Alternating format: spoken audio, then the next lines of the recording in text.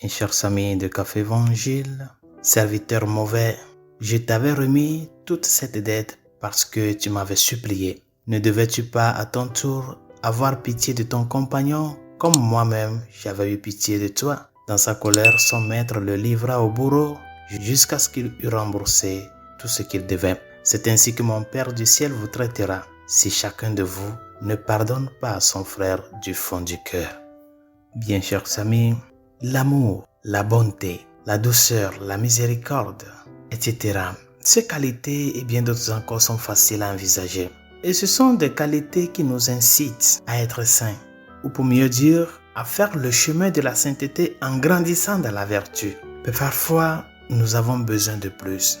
Parfois, réfléchir à la beauté des vertus et des fruits de l'esprit ne suffit pas à nous aider à embrasser une vie de sainteté. C'est l'une des raisons de notre parabole d'aujourd'hui.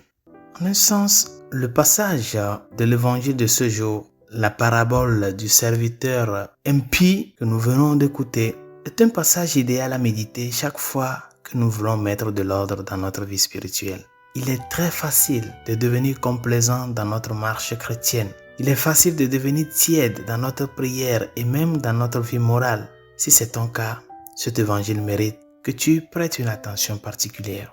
Le péché dont le Seigneur parle dans le passage évangélique de ce jour est le péché du non-pardon.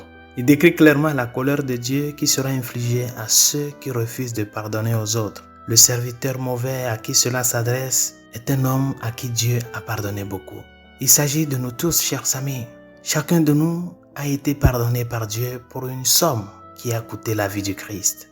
La conséquence de nos péchés a été la mort du Fils de l'homme, la mort du Fils de Dieu.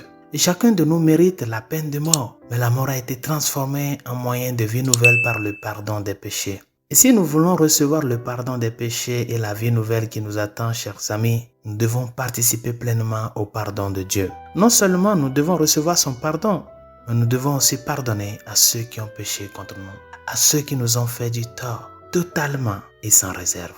Et dans cette parabole, le serviteur mauvais n'a pas pardonné la petite dette de son serviteur. En effet, chers amis, chaque péché commis contre nous, aussi grave soit-il aux yeux de Dieu, est une petite dette comparée à celle que nous avons envers Dieu. C'est pourquoi nous ne devons jamais hésiter à pardonner. Jamais. Si cela est difficile et si le fait de réfléchir à la miséricorde, à la bonté, à la compassion et à l'amour de Dieu ne vous pousse pas à pardonner complètement à tout le monde, passez du temps avec cette parabole. Serviteur mauvais, je t'ai pardonné toute cette dette. Je t'ai remis toute ta dette parce que tu m'as supplié. N'aurais-tu pas dû avoir pitié de ton compagnon comme j'ai eu pitié de toi? Ce sont des paroles qui nous sont adressées lorsque nous ne parvenons pas à pardonner complètement du fond du cœur. Ce sont des paroles miséricordieuses du Seigneur pour nous aider à prendre conscience de ce que nous devons faire, chers amis. Résolution de ce jour. Le pardon n'a pas de prix. La mesure du pardon, chers amis, c'est de pardonner sans mesure. Toutes les fois que quelqu'un commet une erreur envers toi et que tu sens en toi cette réticence de pardonner, n'oublie pas qu'il y a quelqu'un qui a payé un prix plus grand pour toi. Non pas parce que tu le mérites, mais par pur don. Apprends à construire ta vie sur le pardon.